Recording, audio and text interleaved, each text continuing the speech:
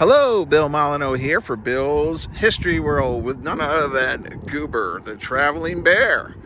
And believe it or not, we're in Grantsville, Maryland on the West Virginia border. And during the French Indian War, this would have been the frontier, and Braddock's road to lead to Fort Duquesne is right out here.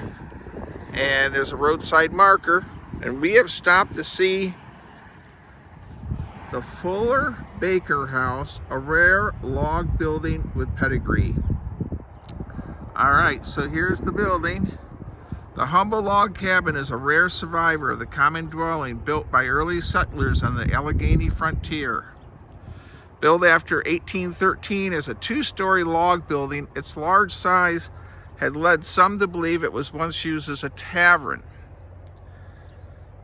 Now, giving to travelers along the National Road, it would be the only log tavern to survive on the old National Road between Cumberland and Wheeling, West Virginia.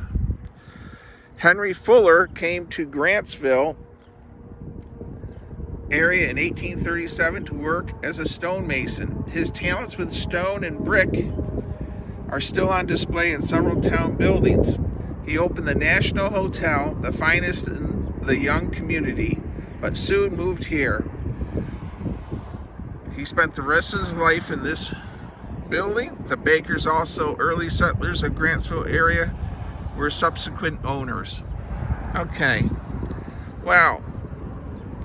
Historic house on historic land. The Fuller Baker House sits on the land with an early American pedigree. General Braddock's British Army chose this site for its fifth camp as it marched to meet the French at Fort Duquesne in 1755.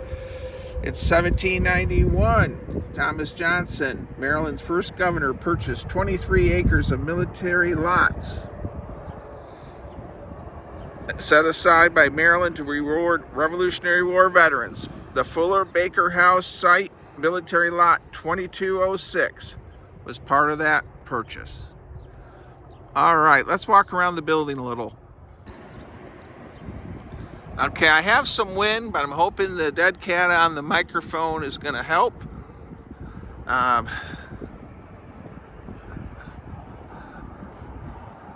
Very interesting with the clapboard over the log beams. We'll walk around the other side. It's got multi-layers. I mean, it's shingles, tar paper. It did have electricity. You'll see it has an electric box. And then here we have the front. And you can see the log structure really well there. This thing's pretty sturdy. And the beams are huge. Let's get a close-up of these. I mean, those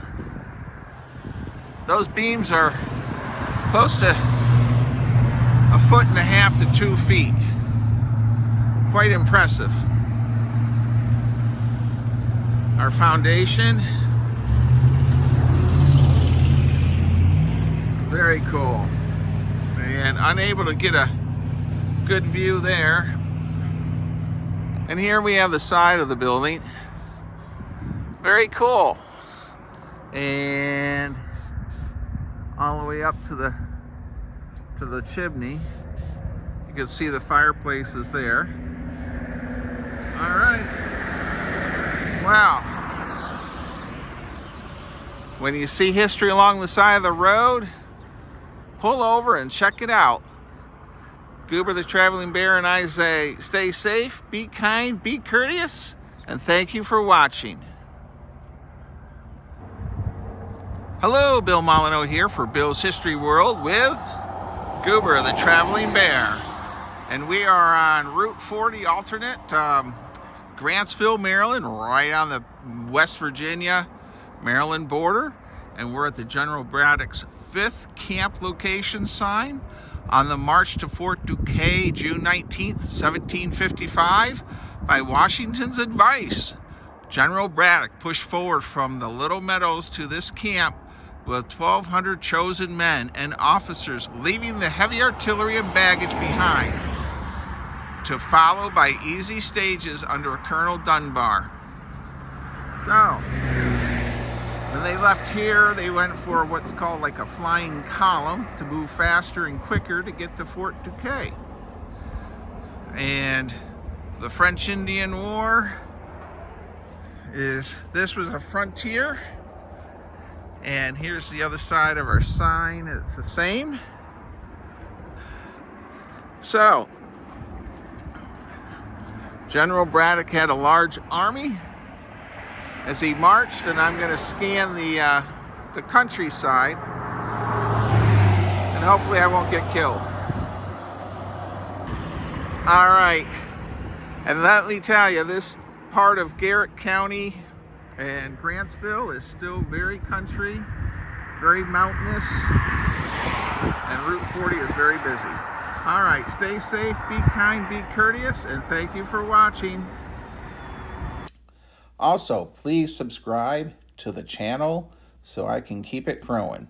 Thank you, everyone.